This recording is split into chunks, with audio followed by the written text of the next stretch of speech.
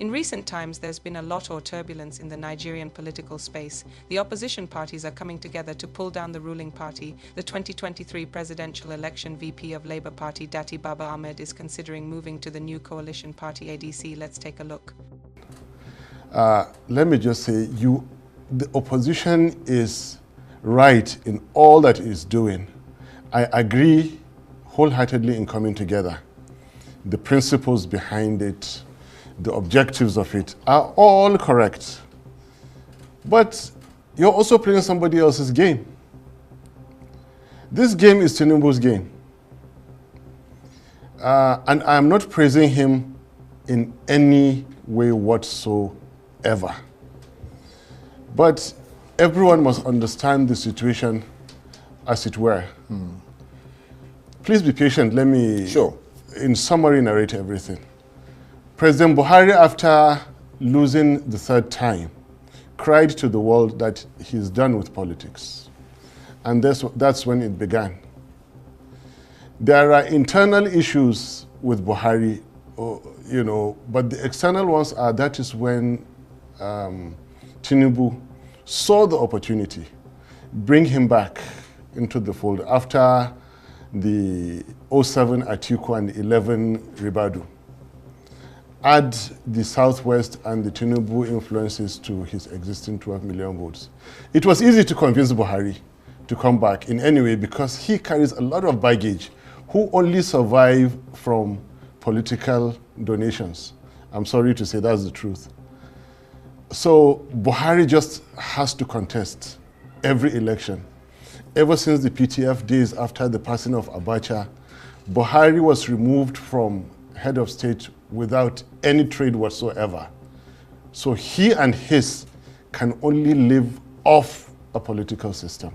But I'm not hitting at Buhari. Tinubu saw this opportunity, saw the weakness in Buhari, pumped a lot of money, brought his party machinery, and then injected his own agenda. That you go now, I'll make the name of being a kingmaker. I have made from councillor to governors. Now I want to make a president. And if I make a president, I'll make myself a president. That is what happened. Coalition now is playing the scripts of Tinubu. I believe in the coalition, don't get me wrong. Right. But you don't have to play the game the way he did. Yeah, but what is the script? The script is what I've just narrated to you, Charles. Exactly how Yeah, but how it. does that relate now, what to they the think, opposition coalition? What opposition is saying, again I repeat, I'm in support of this opposition. Right. Now, there are structural misgivings in the coalition as it were today. Buhari was the distant anointed from the ab initio.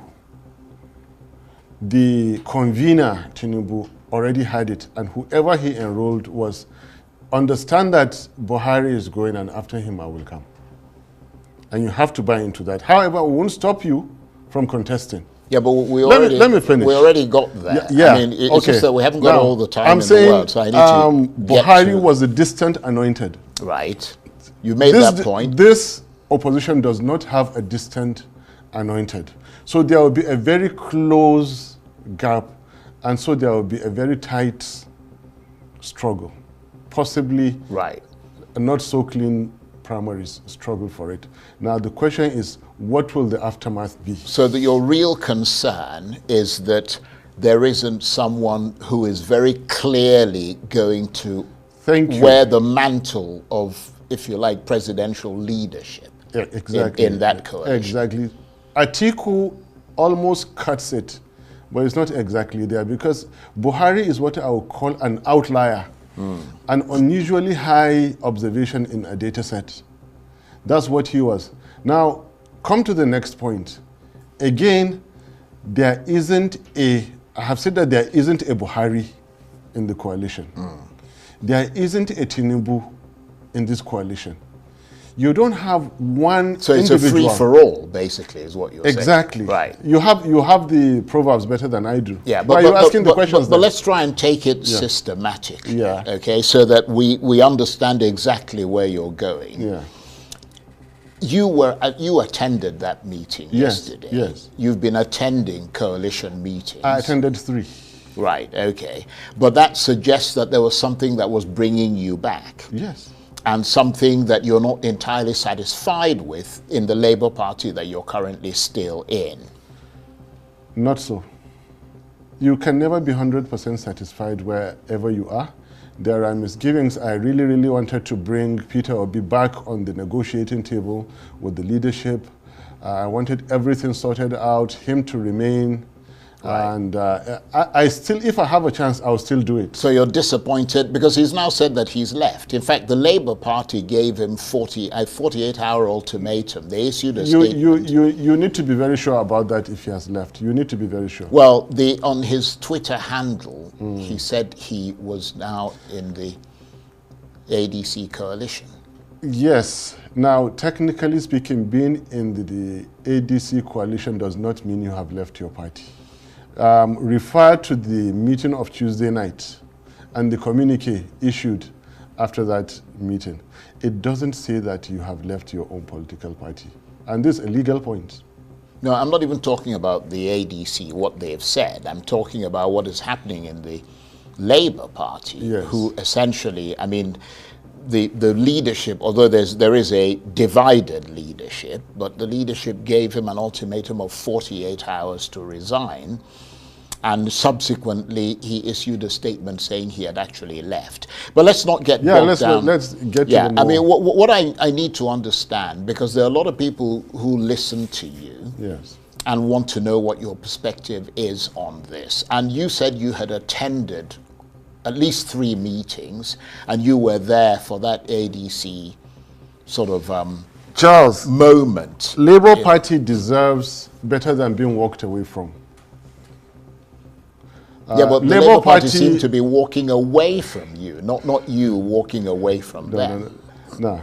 Labour Party deserves better than being walked away from. Despite all misgivings, we know the hands that are playing each and every party. This is a party that scored, by our own count, over 10 million votes. This is a party that defeated APC and PTP together, irrespective of what the law courts said. Yeah, but nobody was really taking the Labour Party seriously until you and Peter Obi turned up. Yes, and equally... So people are voting for Peter Obi, and they said that they would follow him. The obedient movement have said they'll follow him wherever he goes. So it doesn't really matter what it is. All individuals in their own rights do have their followers in certain given measures. But in any way, you caught me right in my explanation. Maybe you can bring me back where I was. Well, I mean, the point I'm trying to make and to understand is the fact that you're essentially saying that there is now a division between yourself and Peter Obi. No. Political division. You guys are too good. Charles. Well, I'm just trying to understand it. If I'm wrong, let me know. Don't give the wrong information out there. Right.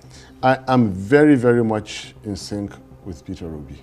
Because there are people who are looking forward. Yes. In fact, some people have already started saying on social media that the only ticket that is going to work with this new, I'm just trying to find where I actually made that note. They said the only chance this ADC coalition has of properly challenging and possibly removing President Tinubu from office in 2027 is 1, if they zone the presidency to a southerner, and 2, if Peter Obi and Yusuf Datty Baba-Ahmed become the joint ADC ticket for 2027. That's what people have already started saying. So they're going to be monstrously disappointed. No. You have this power, Charles, of trying to... Well, it's not a power. I don't have any power. I can admit today you're somehow dominating this conversation. No, please. And that's not the intention. It's like I'm interviewing you. it's like I'm the one interviewing you. No, we want to hear from you. Please, right. Go ahead. Right. There's a great deal of excitement, which I think we should not be swept away by in this coalition. You have key players. Peter Obi, I'll call him first, Amechi, Atiku, and maybe Nasiru El-Rufai. And they've come together from diverse backgrounds with a variety of interest. And out of these three, you can imagine that Atiku, Obi, and Amechi clearly are front runners in this. It makes me think, how will the contest be? That's a good point. Because they are very close in the race, very, very close in the race. What will the aftermath of this contest be? That's why I made the analogy, the example with the Buhari case, who was a distant outlier in the, very distant from the pack. All these three are very close together. Now, will two others still remain in the coalition if one takes it? Now, you're right. Let's come back to this unwritten understanding in Nigerian presidential politics. North 8, South 8, the rotation. I'm speaking from experience because I was directly involved. And it was part of my campaign speeches in 2022-23. Did you realize in 1819, from the two major parties, not a single Southerner even bought the INEC form for presidency? What does that say? Respect, brotherhood, gentlemanness, and all these things. And of course, Atiku contested in PDP and he won. It was not a question. Buhari was the candidate of APC and, you know, Buhari took the day eventually. Come 2022-23, Atiku was still on the ticket. And now, Peter Obi came out from the south and contested. Amechi contested and came second in APC, second to Tinubu, who is also from the south. So you see, three leading candidates. 2027, the default position thinking also is that it should be from the south. So if Atiku takes it, how will Amechi and Peter Obi take it? Now, for the Peter Obi and Atiku, together they were either rigged out or defeated in 19. Apart, they were either rigged out or defeated in 2023. You come back together, hey guys, who are you playing with? Is this a joke? And the way I take Peter Obi, I think he is much, the position of VP is very big anyway. I wanted to be and I was rigged out. But I think Peter Obi should not be a VP, having gotten a disputed 10 million votes. Now you're starting to understand what I mean. But he has made it clear. Now, it is all about, listen, it is all about a narrative that was sold out to Nigeria very quickly. That to defeat Tinubu, it has to be our coalition. Coalition is good. But when in 2023 we defeated APC, PDP, there was no coalition in Labour Party. The real coalition we need is in the ballot box. Yeah, but that's not a coalition. Speculative. Not a coalition. Let's stop that. But please, let me get to my point. The real coalition is of votes at the ballot box. You protect them all the way to declaration. You present a coalition of politicians. You open the flanks for being attacked that they are geriatrics, and everything that you said about this. And you open the flanks for APC to be talking their jargon, when APC has worse than what they're saying about ADC. So in reality, what you need are the votes for a credible candidate, for a credible ticket. Yeah, I think there is no law concedes that. There is no law, there is no principle which says that it must be a coalition. Now that is the narrative that I kept saying. If you are challenging this narrative, you need to be careful. And if you're invited to a coalition, like I was, no level of firmness should tell you that don't go into that. Go and at least listen. See what they are doing. If you agree, continue. If you don't, do what your alternatives are.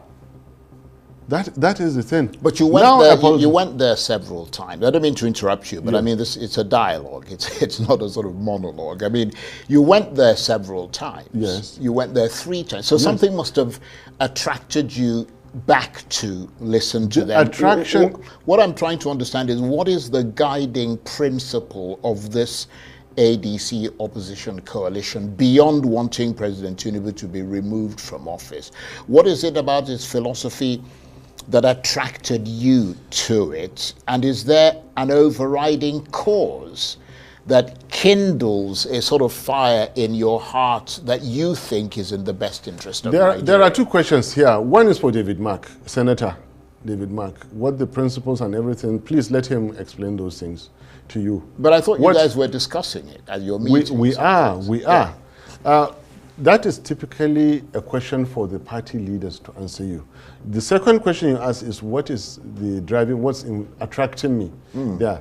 The attraction in ADC, which I still believe in the coalition, I believe in and are very likely to work with them, is that coming together is good, especially to chase out APC. Yeah,